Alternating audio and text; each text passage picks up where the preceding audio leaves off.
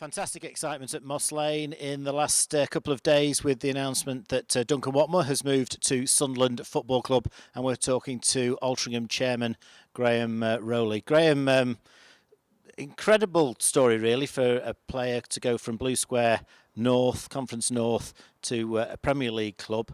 It's a big story for Altrincham Football Club, but Duncan Watmore is a real special talent. Yeah, it certainly is. Actually, it's a massive story for ourselves, and but what a talent he is as well. I think we've all known from his youth team days and from his junior days that he was something special, and I think he's just developed throughout the last few years, and he's got his just rewards now. We've known all along, all the way through the season, that there's been tons of scouts here. Every week you come through the door and there's a list of scouts as long as your arm. So there's been a huge amount of interest in Duncan Watmore, certainly more than I've ever known in my time at Altrincham Football Club, and I guess the same's for you. It's very true. Yeah, there's been a load of people down here. I think the funniest story I got actually was when we actually played at Dronsden, and actually walked through the door, and their secretary said to me, he said, "Who's your best player?" And I thought, we're a bit dodgy this, answering this question. And he said, I said, well, why that? He says, well, we've got 32 scouts here, he says, and they're not watching any of our players for a starter. So, yeah, I think that does just show what a talent he is, and what interest he has actually generated throughout the country. Yeah. And the move itself, tell us about how that came about. By surprise, to be quite honest. We did know that Sunderland had been very interested throughout the season. And about 2 months ago, Duncan did go up to Sunderland to have a look around the academy and around the facilities up there. But then things seemed to have gone a bit quiet, and by the end of the season, I suppose the disappointment of the end of the season, we all thought everything had died off, and we were just looking forward to next season. And then, by surprise, about probably 10 days ago, we actually received a formal written offer for Duncan, and from then on, it's been ongoing negotiations since then. And Duncan, I understand, went up to Sunderland for a couple of days.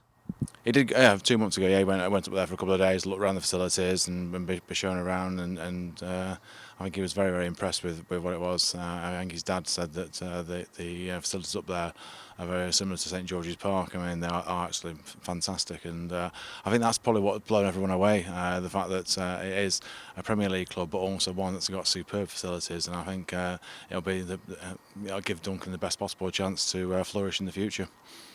Of course, everybody wants to know the details of the transfer, but I understand that both clubs want to keep those under wraps for the moment. Yes, that's right. Yeah, I think we spoke to Sunderland, and the consensus is that the deal, or the actual mechanics of the detail of the deal are to be kept under wraps. Yeah.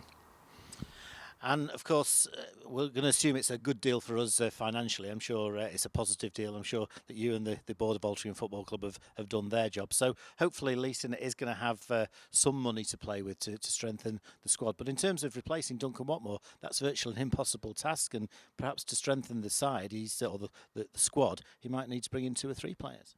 Yeah, I think so. Well, I mean, we retained like 13, 14 of the last year's squad. I think 13 now that Duncan's gone. And I think we're always going to look to bring in 3 or 4 more anyway. Hopefully, by the time you actually hear this interview, we might actually have some news anyway. I think there is things going on in the background, as there always is at this time of year, and things move on a day-to-day basis. So, watch this space, I could say.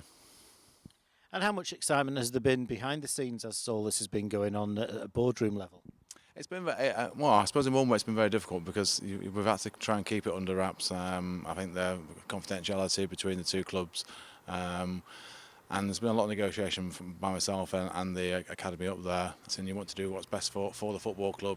And what I can say about the deal is I think we've got a very good deal out of it. And I think, as you well say, that Lee has the option to actually go out and look for players. I'm sure he'll be pleased if he listens to this. But we've spoken on a daily basis since the season's finished anyway, and I think he knows where we stand as a board, that we want to progress as well, and therefore anything we can do to do that, we will do so.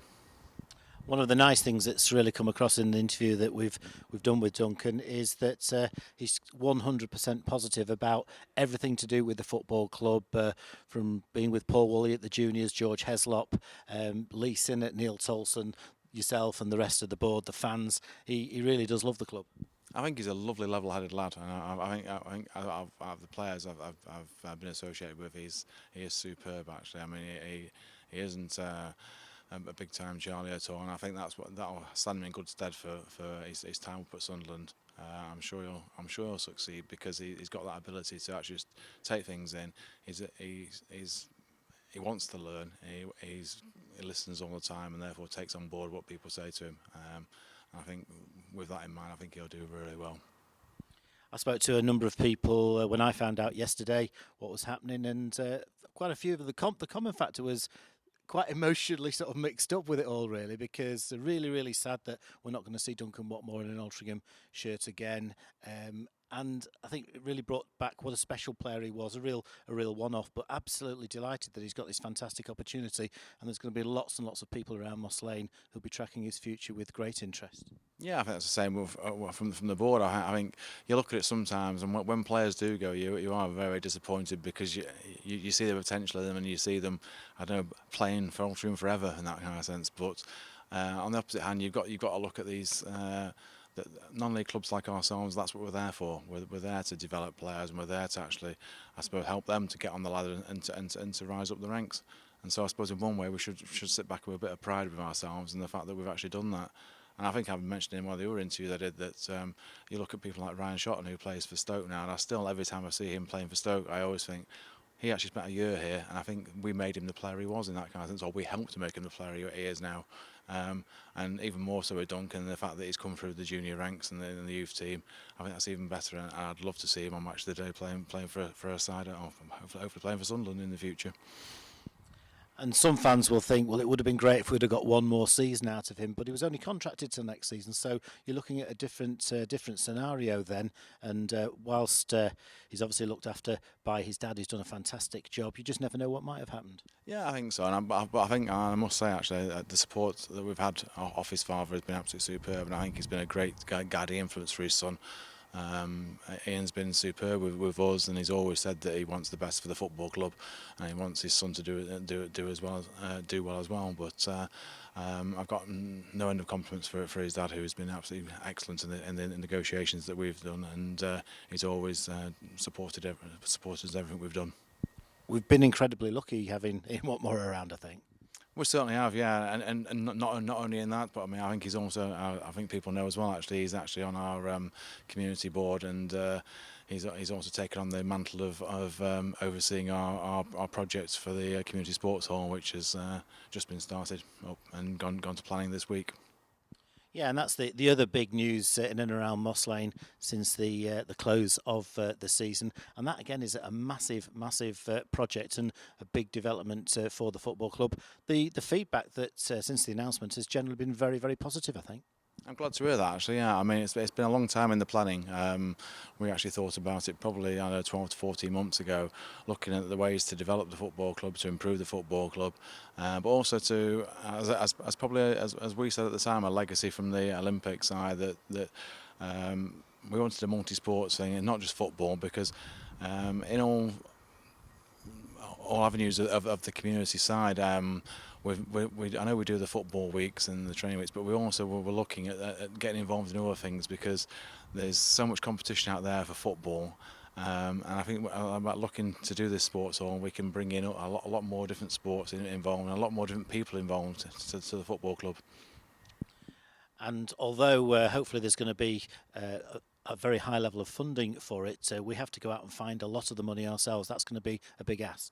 Yeah, I think that's the one thing when we first started looking at it. It was frightening when you start looking at numbers, but I think unless you look for it, you'll never know if it's there or not. And I think the first thing that came about was the Premier League Facilities Fund, which I suppose takes away a great bit, 50% of the actual funding, and then we brought in external people again for the sports foundation or sports people to look at getting other grants in, and yes, it does leave a shortfall for us, and it's going to be a lot of hard work to actually get that money in, but it's a challenge, and it's a challenge we want to take on. So overall, Graham, whilst we had the disappointment of we had a bit of a bad day at Brackley in the second leg of the playoff semi-final, we've had a very, very good season. There's been some fantastic games here, some great goals. We've got an established management team. We've got more than the nucleus of next season's side already signed up, and good support behind the scenes. The club is well managed and doing well in terms of balancing the books, which has been the case at Altrincham Football Club for quite some years now. So all in all, it's set fair for next season. Yeah, I think you've said it all there, actually. It left nothing for me to say there. Yeah, it has. It's been a great season.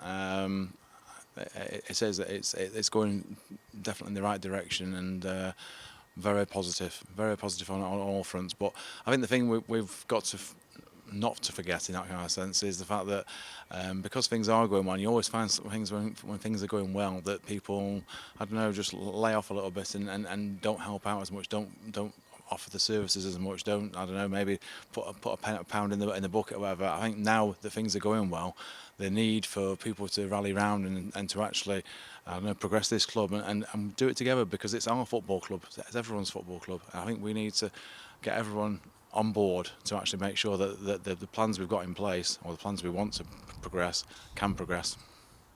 And looking forward to next season? I certainly am, yeah. It's, as you say, a great foundation. I mean, I thought last year's football was superb. 118 goals, more victories than we've had for a long time. I don't know, things are very, very positive, and I think with the potential signings we've got to bring in as well, I think things are looking very rosy for next year, yeah.